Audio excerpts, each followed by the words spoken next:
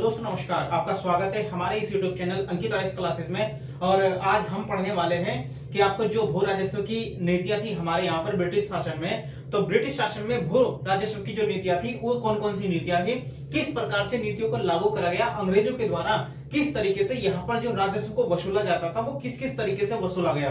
तो इससे पहले हमने आपको एक नीति बताई थी स्थायी बंदोबस्त, जिसे आपका स्थायी बंदोबस्त कहा गया, इस्तमरारी के नाम से कहा गया, जमींदारी व्यवस्था कहा गया।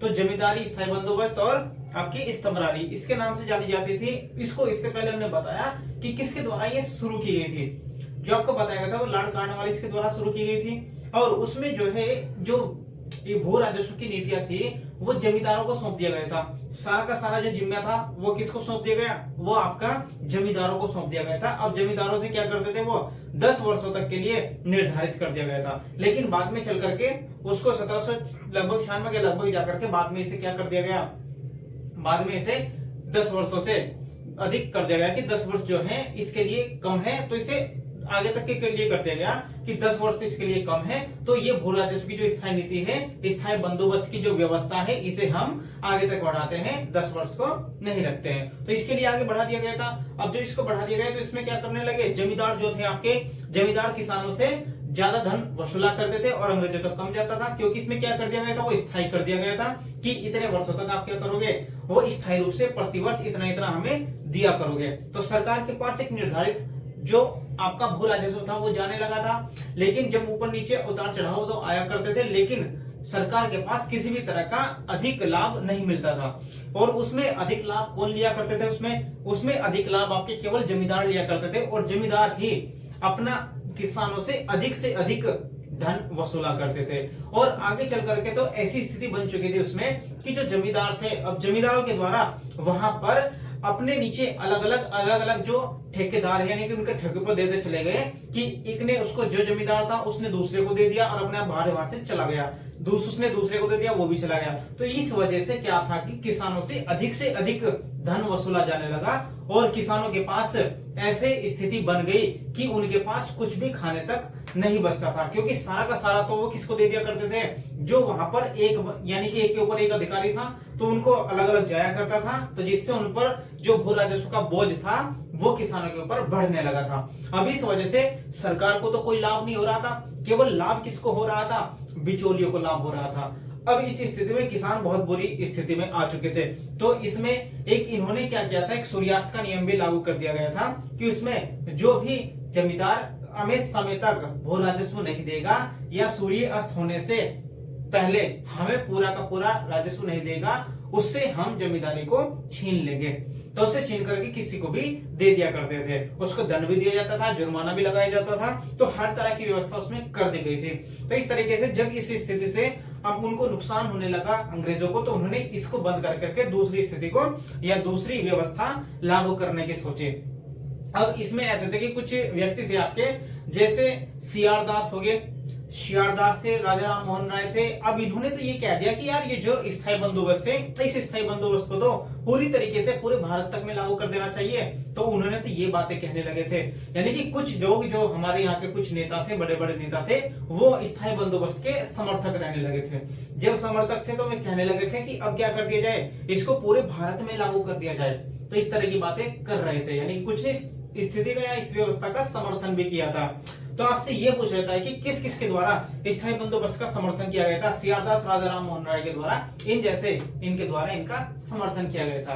तो इस तरह की बातें थी, इन्होंने जो बताई अपनी स्थिति के अनुसार इसका एनालिसिस किया, इसको समझा और समझने के बाद ये विचार दिए कि हाँ जो स्थायी बंदोबस्त है इसको कैसे कर देना चाहिए था, इसको पूरे ही भारत में लागू कर देना चाहिए था। तो इस तरह की इन्होंने अपनी प्रतिक्रिया दी। लेकिन आगे चल करके जब 1945 की बात बताते हैं कि 1945 में एक फ्लॉड कमीशन बनाया गया था। तो फ्लॉड कमीशन जब बनाया गया था 1945 के, तो उस फ्लॉड कमीशन की एक रिपोर्ट जारी करी गई। तो उसने रिपोर्ट जब इसकी जांच करी, क्योंकि स्थायी बंदोबस्त की जांच करने के लिए बनाया गया था कि जो स्थायी बंदोबस्त था वो सही था, गलत था, किस तरीके से था, क्या था, तो इसी की जांच करने के लिए फ्लॉड कमीशन बनाया गया था। और उस फ्लॉड कमीशन ने इसकी जांच करी, इसके बारे में समझा और समझ करके अपनी पूरी रिपोर्ट जारी कर दी थी। तो ये फ्लॉड कमीशन ने कब करी थी भाई, ये पूछ लेता है आपसे। ये फ्लॉड कमीशन तो फ्लावर कमीशन था लगभग 1945 में बनाया गया था, वो जांच करने के लिए कि जो हमने स्थायी बंदोबस्त लागू किया था वो किस उसके सही था गलत था क्या था वो। तो इसने जो रिपोर्ट करी थी तो इसने अपनी रिपोर्ट में बताया कि इसमें बहुत सारी जो स्थायी बंदोबस्त थी इसमें बहुत सारी खामियां हैं। तो इसमें बहुत सारी खामियां थी, इसी वजह से इस कमीशन के द्वारा इस रिपोर्ट में इस स्थायी बंदोबस्त की बहुत ज्यादा आलोचना भी करी गई थी।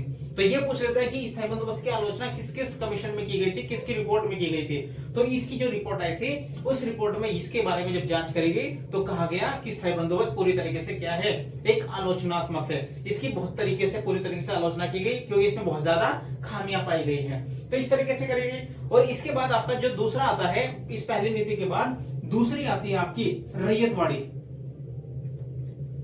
रैयतवाड़ी व्यवस्था इंपॉर्टेंट है आपकी, रैयतवाड़ी व्यवस्था, रैयतवाड़ी व्यवस्था। तो ये दूसरी भू राजस्व की व्यवस्था आपकी आती है, बहुत ज्यादा इंपॉर्टेंट है। अब इसको ये माना जाता है कि कितने परसेंट भाग पर, ये सबसे ज्यादा 51% भाग पर इसको लागू किया गया था। 51% भाग पर इसको लागू किया गया था। अब देखते हैं जो रैयतवाड़ी व्यवस्था है, रैयत का मतलब होता है किसान, रैयत का मतलब किसान होता है। और इसमें कहा गया कि जो भी सारा का सारा भू राजस्व का जितनी भी जिम्मेदारियां है भू राजस्व को वसूलने की, वो सारे के सारे अधिकार किसानों को खुद दे दिया गया, या किसान जो भी था किसानों को ही अपनी भूमि का पूरी तरीके से स्वामित्व दे दिया गया, उनको पूरी तरीके से उसका मालिक बना दिया गया। कि जो सरकार है और आपका ये है, यानी कि आपका सरकार है और किसान है, इन दोनों के बीच में कोई भी नहीं आएगा, या कोई भी बिचौलिया जैसे जमींदार थे अब बिचौलियों को यहां से हटा दिया गया था। अब ये स्थिति बनी कि अब किसान या आम जनता डायरेक्ट सरकार के साथ कांटेक्ट रखेंगे और जितना भी सरकार निर्धारित करेगी भू राजस्व को उतना ही उनको दिया जाएगा। अब बिचौलिया पहले ज्यादा ले लिया करता था, भाई सरकार को तो इतना चाहिए, लेकिन जो जमींदार थे वो ज्यादा लिया करते थे किसानों से, उन्होंने मर्जी से लिया करते थे। लेकिन अब सीधा का सीधा क्या होने लगा, डायरेक्ट ही जो किसानों का कांटेक्ट है सरकार से था, अब सरकार को डायरेक्ट अपना जो भू राजस्व कर था वो दिया करते थे।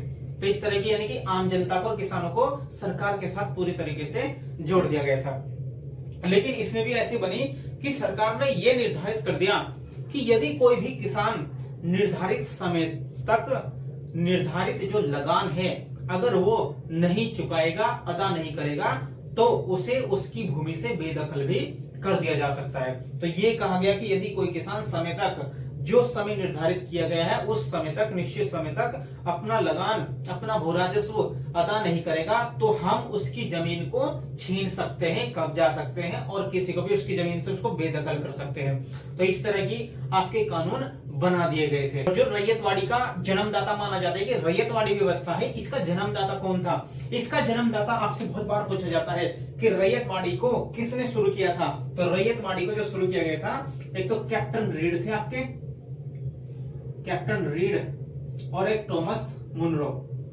Thomas Munro. इन दोनों को ही इस व्यवस्था का जन्मदाता माना जाता है। तो जन्मदाता आपसे पूछ ले कि रैयतवाड़ी व्यवस्था का जन्मदाता कैप्टन रीड और टॉमस मुनरो को माना जाता है। अब इन्होंने क्या किया कि लगभग 1792 में इस व्यवस्था को सबसे पहले 12 महल जिले में, एक 12 महल जिले था, 12 महल जिले में इसे लागू किया गया था। 12 महल जिले में सबसे पहले रैयतवाड़ी व्यवस्था को 1792 में लागू कर दिया गया था, और इसे लागू करने का श्रेय कैप्टन मुनरो को जाता है, वो कैप्टन रीड। तो कैप्टन रीड ने इसे सबसे पहले लागू किया था। तो ये पूछा जाता है कि सबसे पहले रैयतवाड़ी व्यवस्था को लागू करने वाला कौन था? तो सबसे पहले इसे लागू करने वाला कैप्टन रीड था। कहां पर लागू करी गई थी? 12 महल जिले में करी गई थी 1792 में। तो 1792 में रैयतवाड़ी व्यवस्था को सबसे पहले 12 महल जिले में कैप्टन रीड के द्वारा लागू करी गई थी। अब उसी के बाद जब धीरे धीरे चलता चला गया, अब 1820 आता है। अब 1820 में किसके द्वारा, लगभग जो है आपका 1820 आएगा। अब 1820 में जो ये है आपका 1820 में इसे मद्रास, क्योंकि 1820 में मद्रास में इसको लागू किया गया था। जब इसको 1820 में मद्रास में लागू किया गया कैप्टन रीड के द्वारा, तो वहां पर क्या किया गया, कि मद्रास में इसे सुचारू रूप से चलाने के लिए एक गवर्नर को नियुक्त कर दिया गया, क्योंकि मद्रास में इसको पूरी तरीके से चलाना था और उसका संचालन करने के लिए भी कोई एक अधिकारी चाहिए था। अब वो अधिकारी एक समझदार होना चाहिए, इस मामले को जानने वाला होना चाहिए कि इसको पूरी तरीके से इसको व्यवस्था के अनुसार लेकर के चल सके। तो इसमें जो है आपका टॉमस मुनरो को इसका गवर्नर बना करके भेजा गया। तो टॉमस मुनरो को यहाँ का मद्रास का गवर्नर बना करके भेजा गया। तो गवर्नर बना करके इसलिए भेजा गया कि तुम अब क्या करोगे, वहां पर पूरी तरीके से जो ये रैयतवाड़ी व्यवस्था है इसे पूरी सुचारू रूप से चलाओगे और सही तरीके से वहां से भू राजस्व को वसूलने का कार्य करोगे। तो यहाँ पर इसको वसूलने के लिए ही 1820 में मद्रास में जब लागू करा तो टॉमस मुनरो को वहां का गवर्नर बना करके भेज दिया गया था मद्रास का, और इसने पूरी व्यवस्था के साथ इस व्यवस्था को यहाँ पर चलाया। अब उसके बाद जब यहाँ पर भी पूरा चल गया तो आगे चल करके लगभग 1825 में, अब 1825 में आकर के इसे बंबई, जो आपका बंबई वाला क्षेत्र था, तो ये बंबई वाले क्षेत्र में भी इसको लागू कर दिया गया। तो 1825 में इसको बंबई में पूरी तरीके से बंबई वाले क्षेत्र में भी इस रैयतवाड़ी व्यवस्था को लागू कर दिया गया था। जब यहाँ पर भी पूरी तरीके से लागू कर दिया, अब इसके बाद आएगा आपका जो पूरी तरीके से दक्कन वाला जो क्षेत्र है, तो ये दक्कन वाला क्षेत्र है और इसके अन्य क्षेत्र है कुछ। तो इस दक्कन वाले क्षेत्र में भी इसे आपका लगभग 1858 तक आते आते, जब 1858 आएगा 25 के बाद, तो 1858 तक इस रैयतवाड़ी व्यवस्था को पूरी तरीके से दक्कन वाले क्षेत्र में, यानी कि दक्कन वाले क्षेत्र और अन्य क्षेत्रों में, इसके आसपास के जो अन्य क्षेत्र हैं, अन्य क्षेत्रों में भी पूरी तरीके से इसको लागू कर दिया गया था। तो आपको ये थोड़ा ध्यान रखना है कि कब कब इस व्यवस्था को लागू किया गया, सबसे पहले कहां पर किया गया, उसके बाद कहां पर किया गया, इस तरीके से क्या है, कहां पर स्टेप बाय स्टेप इसको लागू किया गया। तो सबसे पहले आपको बताया था कि 1792 में 12 महल जिले में किया था कैप्टन रेड के द्वारा, वहां पर किया गया। अब उसके बाद आते आते 1820 में जाकर के इसको मद्रास में लागू किया गया और मद्रास में इसको सुचारू रूप से चलाने के लिए गवर्नर भी नियुक्त कर दिया गया था, जिसका नाम टॉमस मुनरो था, और इसने पूरी तरीके से वहां इसका संचालन किया। और धीरे धीरे आते हुए 1825 आएगा, 1825 में इसे बंबई वाले क्षेत्र में भी लागू कर दिया गया था, क्योंकि ये जो रैयतवाड़ी व्यवस्था थी ये सबसे ज्यादा भारत के, जो ब्रिटिश भारत था उसके सबसे ज्यादा क्षेत्रफल पर इसको लागू किया गया था 51% पर, क्योंकि 25 में कर दिया, फिर 58 तक आते आते दक्कन वाला जो क्षेत्र है इसमें भी इसे पूरी तरीके से लागू कर दिया जाता है। तो यहाँ पर भी 1858 तक कर दिया, और जितने भी इसके आसपास के अन्य क्षेत्र थे वहां पर भी रैयतवाड़ी व्यवस्था को पूरी तरीके से लागू कर दिया गया था। यहाँ तक ये आपका पूरा समाप्त हो जाता है, यानी कि यहाँ पर आपने पूरी तरीके से रैयतवाड़ी व्यवस्था को लागू कर दिया जाता है। और जो है इसको लगभग ये पूछा जाएगा कि कितने वर्षों तक, जैसे इसको कितने वर्षों तक लागू करा गया, इसको कहा जाता है कि रैयतवाड़ी व्यवस्था को लगभग 30 वर्षों तक के लिए लागू किया गया था। तो 30 वर्षों तक के इसलिए इसको लागू किया गया, और यहाँ पर जब इसको 30 वर्षों तक लागू किया गया और इसकी 1/3 जो राशि है वो निर्धारित की गई कि आप 1/3 क्या करोगे, सरकार को दिया करोगे, जितना भी आपका एक साल में पूरा उत्पादन होगा उसका 1/3 हिस्सा सरकार को सौंप दिया करोगे। और ये इसके लिए निर्धारित भी कर दिया कि बस जो समय दिया गया है उस समय तक आप क्या करोगे, उसको पूरी तरीके से दे दिया करोगे, अदा कर दिया करोगे, अगर नहीं करोगे तो आपको उससे बेदखल कर दिया जाएगा। तो इस तरह की भी नीति आपको यहाँ पर लागू कर दिए गए थे। और सबसे बड़ी बात है कि यहाँ पर रैयतवाड़ी व्यवस्था को लागू करने का जो इनका उद्देश्य था कंपनी का, वो था कि बिचौलिए या जमींदार थे उनको किसान और अंग्रेजों के बीच से पूरी तरीके से उन्हें समाप्त करना था, उनका सफाया करना था। क्योंकि जो बिचौलिए थे जमींदार, वो पता है कि सबसे इनसे से ज्यादा धन वसूला करते थे, और इससे क्या होता था कि जो अंग्रेज के पास जो राजस्व जाता था वो एक निर्धारित जाता था या निश्चित रूप से जाता था कि जितना जा रहा है उतना ही, वो कोई भी उनके कर में कोई वृद्धि नहीं हो रही थी जो अंग्रेजों के पास जाया करता था। तो अंग्रेजों को इसका कोई लाभ नहीं मिल रहा था, इसी वजह से उनको लगा कि इस व्यवस्था को समाप्त किया जाए। तो अब अधिक लाभ या अधिक वृद्धि को प्राप्त करने के लिए राजस्व का, तो उन्होंने क्या किया था, फिर रैयतवाड़ी व्यवस्था को लागू किया था। अब इसके भी कुछ प्रभाव पड़ते, इस तरीके से पड़े, क्योंकि इसमें यह तर्क दिया गया कि जो रैयतवाड़ी व्यवस्था थी वो व्यवस्था पूरी तरीके से किसानों के लिए थी, जो भारतीय कृषक थे, भारतीय किसान थे, उन सभी के हितों के लिए थी। लेकिन केवल ये तो बात कही गई, क्योंकि कहा गया कि जो किसान थे वो डायरेक्ट रूप से क्या करेंगे, कंपनी को दिया करेंगे, बिचौलिया का काम खत्म कर दिया। तो ये किसके आधार पर थी या किसके हित के लिए थी, किसानों के हित के लिए। लेकिन वास्तविकता इससे बहुत अलग थी, क्योंकि अब अंग्रेजों को क्या करना था, अधिक से अधिक राजस्व को वसूलना था। अब अंग्रेजों ने, ये कंपनी ने ये करना शुरू कर दिया कि अपने मनमाने ढंग से जो उनकी दरें हैं उसे निर्धारित करना शुरू कर दिया। मनमाने ढंग से अब क्या करते थे, जो जमींदार किया करते थे वो सारा का सारा काम अब कंपनी करने लगी। अब डायरेक्ट कंपनी ने क्या कर लिया, जो जमींदार पैसा कमाया करते थे वो पैसा फालतू कमाने का काम अंग्रेजों ने कर दिया। तो इसी तरीके से ये सारी की सारी व्यवस्था भी क्या हुई, किसानों को पूरी तरीके से परेशान करने वाली व्यवस्था मानी गई। तो इससे क्या है, किसान पूरी तरीके से बर्बाद होते चले गए थे। तो इस व्यवस्था में भी ऐसे, इसमें जो है आपका ये पूरी तरीके से ये कहा गया कि जब तक ही, यानी कि उनको, जो किसान थे उनको जबरदस्ती एक काम करने लगे कि जबरदस्ती उन्हें अधिक उत्पादन करने के लिए भी फोर्स करने लगे थे, बलपूर्वक उनसे अधिक उत्पादन करने के लिए भी कहने लगे थे। और जब तक ही किसानों का स्वामित्व भूमि पर रहता था, जब तक वे निश्चित समय तक अपना कर अदा करते रहेंगे। अगर वे किसी भी प्रकार से अपना कर अदा करने में सफल नहीं हो पाए, किसी भी प्रकार से कोई दिक्कत आ गई, तो वे उन्हें पूरी तरीके से भूमि से बेदखल कर दिया करते थे।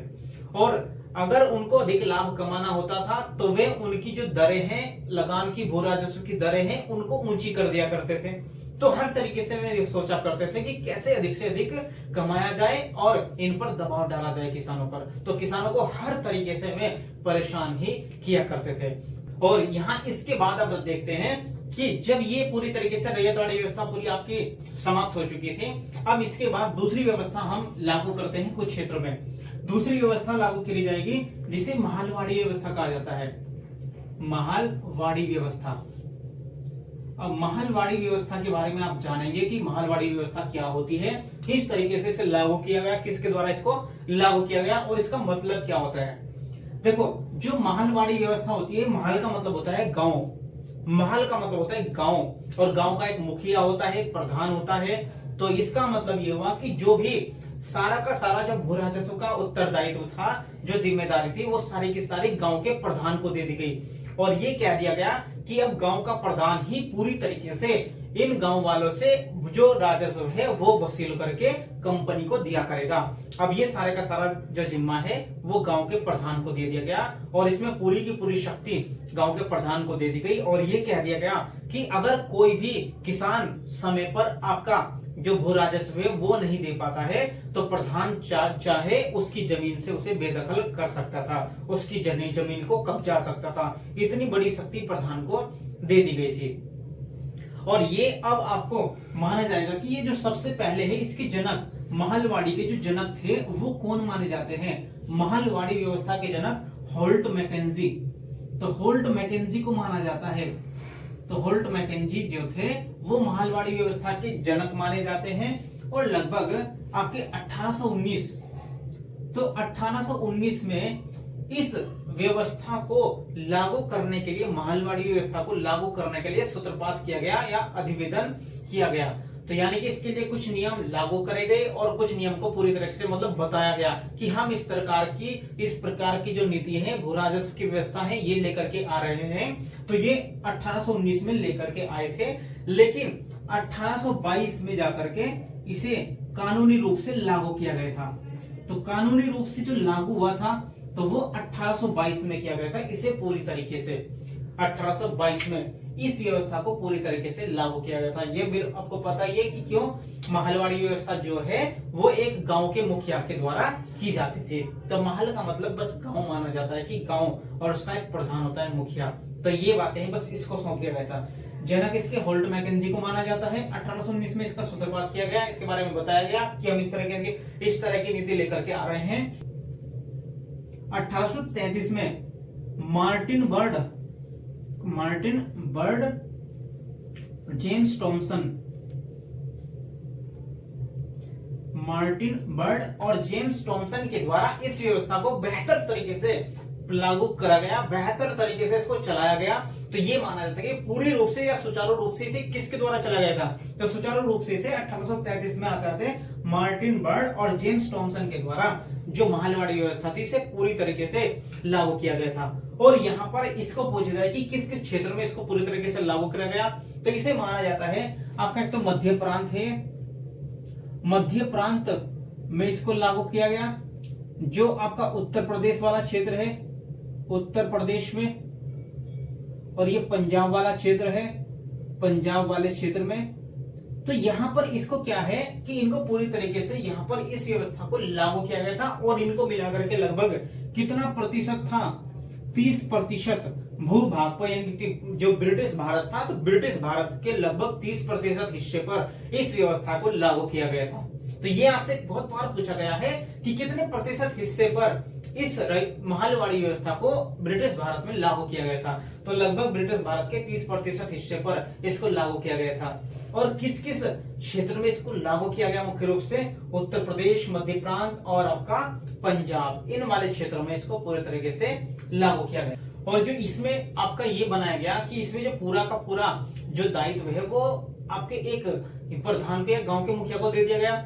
और इसमें ये कर दिया गया कि जो गांव का प्रधान है एक सामूहिक रूप से ही क्या करेंगे, सामूहिक रूप से पूरे के लगान को वसूला करेंगे और उसको इकट्ठा करके निर्धारित समय तक सरकार को दे दिया करेंगे। अब इस तरीके से क्या हुआ कि इसमें भी कुछ आपके प्रभाव लगे कि भाई इसके कारण क्या दोष रहे, तो दोष में तो आपका यही है कि इस व्यवस्था में भी ये दोष रहा कि इसमें सरकार का और जो किसान थे उनके बीच का जो डायरेक्ट संबंध था, प्रत्यक्ष संबंध, वो पूरी तरीके से समाप्त हो चुका था, क्योंकि बीच में प्रधान आ चुका था। अब इसी तरीके से जो प्रधान थे उनके पास भी ज्यादा शक्ति आ गई और वो मन चाहे जो उनके मन में आए उसी तरीके से किसानों पर अत्याचार करते थे और कर को वसूला करते थे। तो ये स्थिति बन गई थी। तो यह भी इसमें दोष माना जाता है कि इस व्यवस्था का भी ये दोष था।